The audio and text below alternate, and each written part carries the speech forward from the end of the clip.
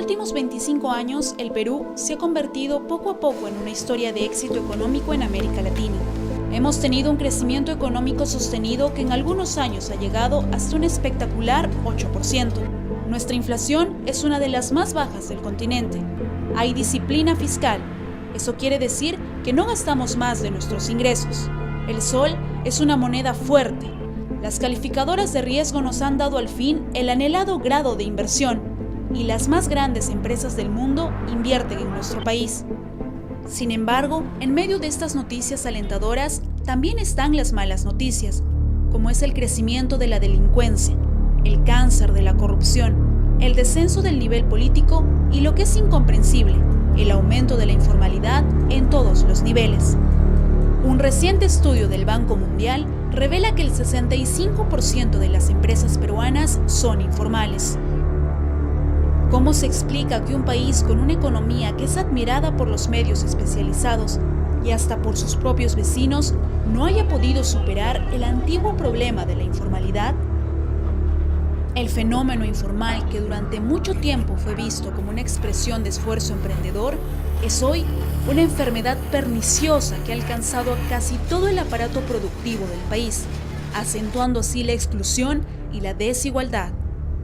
Pero, ¿qué es lo que hace que haya tanta informalidad en el país? ¿Qué significa en términos económicos la informalidad? ¿Qué le espera al Perú si no se resuelve este problema en el futuro? Establecer una fecha exacta sería algo arbitrario, ¿no?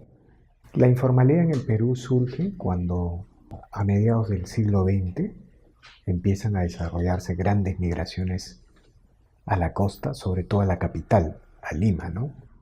Migrantes andinos que llegan a la capital y alrededor de lo que era el casco tradicional de la ciudad empiezan a producir invasiones en arenales o en exhaciendas, ¿no?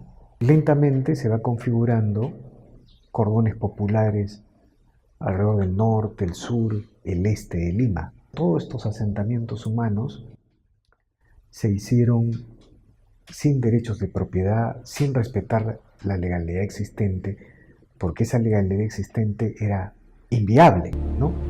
Efectivamente, esos migrantes que a partir de la década de los 40 comenzaron a llegar a las ciudades en busca de nuevas oportunidades, no tuvieron nunca el apoyo del Estado para construir sus viviendas, comerciar, crear empresas o desarrollar los más simples negocios. La forma hostil con la que fueron recibidos los empujó a refugiarse en la informalidad, es decir, hicieron todo lo que tenían que hacer a su manera, de espaldas al Estado, sin solicitar permisos ni seguir sus complicadas reglas. Se dieron trabajo a sí mismos, crearon sus propios medios de transporte, sus mercados, sus tiendas y negocios, y también levantaron sus viviendas donde les pareció mejor. Así nacieron las invasiones que con el paso del tiempo se han convertido en los distritos que rodean a Lima. Una de las manifestaciones más populares de la informalidad fue el comercio ambulatorio, que comenzó a crecer vertiginosamente en las calles y plazas, volviéndose parte imprescindible del paisaje urbano. En esa época, algo así más o menos como 10 o 15 años, el Estado dejó trabajar al ambulante, pero no se preocupó de su crecimiento y de los valores que debía enseñarles para que supieran respetar la calle, la ciudad, al vecino, al comerciante establecido. No se preocuparon de prepararlos para esa convivencia. A pesar de sufrir el rechazo del Estado y de la élite limeña, estas personas se organizaron y se rigieron bajo normativas extralegales, normas que ellos mismos crearon para vivir y para producir, logrando así poner en marcha tiendas, empresas de transporte, almacenes y galerías, de donde más tarde emergieron los exitosos empresarios que conocemos hoy en día. El progreso de estos primeros migrantes animó a otros a seguir sus pasos, y en poco tiempo el problema ya tenía una dimensión nacional. Un informe del Instituto Nacional de Estadística e Informática sostiene que la economía informal equivale al 19% del Producto Bruto Interno y que el 65% del empleo en nuestro país es informal. El problema de la informalidad es muy complejo y son muchos los factores que convergieron en sus orígenes, pero el más importante y que marcó esta época de migraciones fueron los conflictos sociales que se vivían en los Andes. En los años 80, el grupo terrorista Sendero Luminoso desató una terrible ola de violencia que provocó que miles de habitantes de los pueblos de la sierra fugaran a la capital en busca de seguridad. Curiosamente, esos migrantes que la sociedad peruana rechazaba fueron los que a la larga impidieron el triunfo definitivo de Sendero. Lo que evitó que Sendero Luminoso creciera y avanzara es esta inmensa masa de informales que, no obstante ser pobres, que no obstante ser excluidos de la legalidad, creó su propio negocio, su propio ingreso, su propio camino, un camino de producción, de venta, de desarrollo, y que finalmente fue la gran barrera que tuvo Sendero Luminoso en su demencial carrera o en su demencial estrategia al poder, ¿no? Al percatarse que la informalidad se les estaba escapando de las manos, especialmente el comercio informal, los distintos gobiernos intentaron detenerla apelando a la fuerza, tanto de la policía como de la autoridad municipal. Luis Paredes Pinillos, expresidente de la Asociación de Ambulantes de la Plaza 2 de Mayo, recuerda aquellos duros días de enfrentamientos con las autoridades. Siempre ha habido ese enfrentamiento. ¿Por qué se debe ese enfrentamiento? Porque a este problema social no se le da la solución que requiere, y pese a la dignidad de esta gente, dignidad que emerge de una gran realidad. Sus hombres, antes que delinquir, o sus mujeres prostituir, luchando como ambulantes, pugnan por salir adelante de la manera más honrada. Para ellos es mucho trabajo meterse en este problema social. Para ellos la solución es la represión. El hostigamiento del Estado no ha logrado detener el crecimiento del sector informal. Por el contrario, este problema parece no tener fin. ¿Qué es lo que hace que estas personas continúen en la informalidad? Es que no pueden.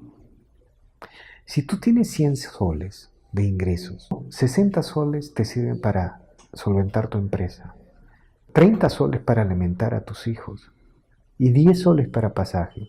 Y viene el Estado y te dice, págame 120 soles, ¿qué vas a hacer? ¿Tú crees que alguien quiere ser informal en el Perú? ¿Alguien no quiere tener un derecho que lo proteja? ¿Alguien no quiere tener un derecho que lo proteja frente a las extorsiones, frente a los chantajes, frente al funcionario? El funcionario de SUNAT, de los ministerios que van, son abusivos. Digamos, todo eso se presta a la extorsión, a la corrupción. El impuesto a la renta es un pago que todas las empresas formales deben realizar. Este fluctúa entre el 15 y 30% de sus ganancias dependiendo de la categoría en la que se encuentren.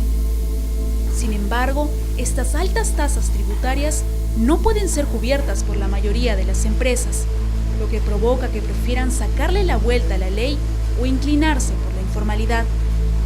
A pesar de estas extensas trabas burocráticas y económicas, existen empresas peruanas que, si bien empezaron de manera informal, luego optaron por el camino hacia la formalidad.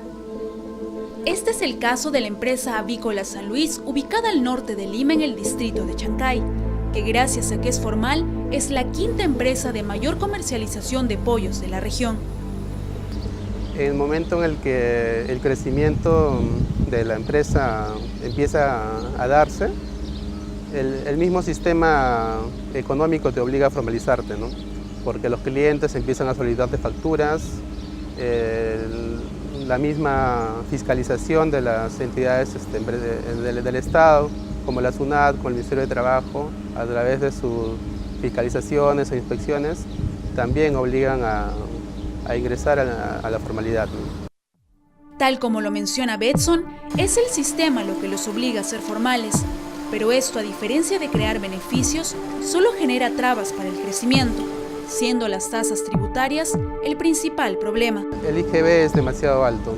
Considero que el impuesto a la renta está dentro de una tasa normal para el sector latinoamericano, pero el impuesto general a las ventas es de 18% y es bastante elevado, ¿no? Estados Unidos tiene una tasa de impuesto general a las ventas de 6% y nosotros tenemos un impuesto que es 3 veces mayor a la tasa de un mercado tan exitoso que es el americano, ¿no?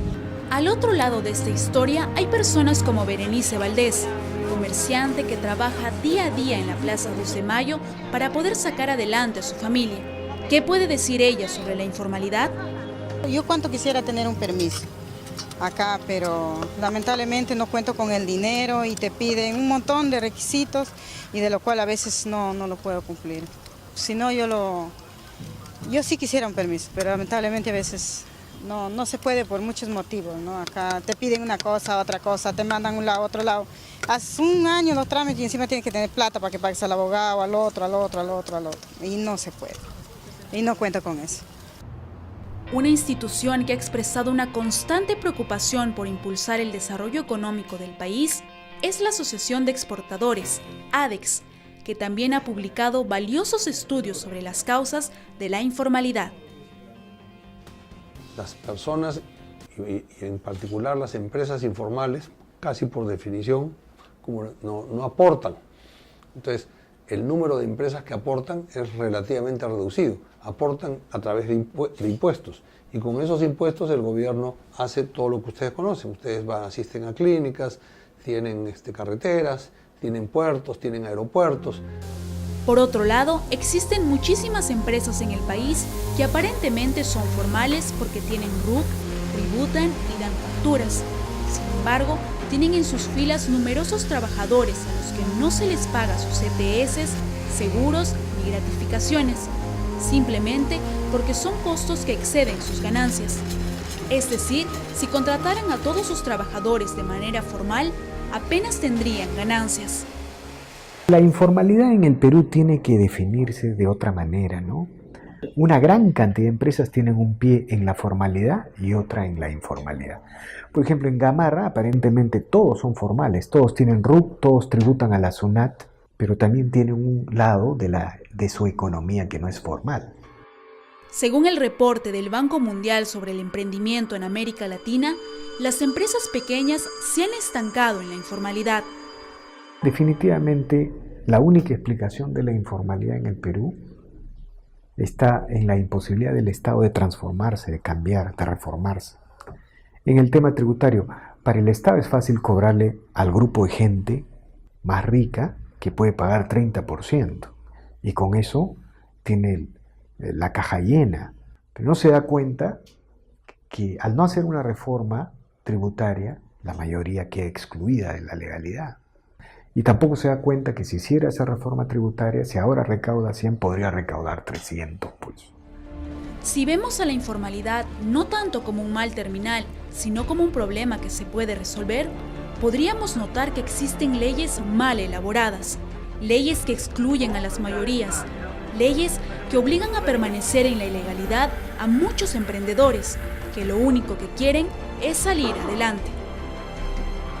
El Perú necesita hacer reformas urgentes para acabar con la informalidad.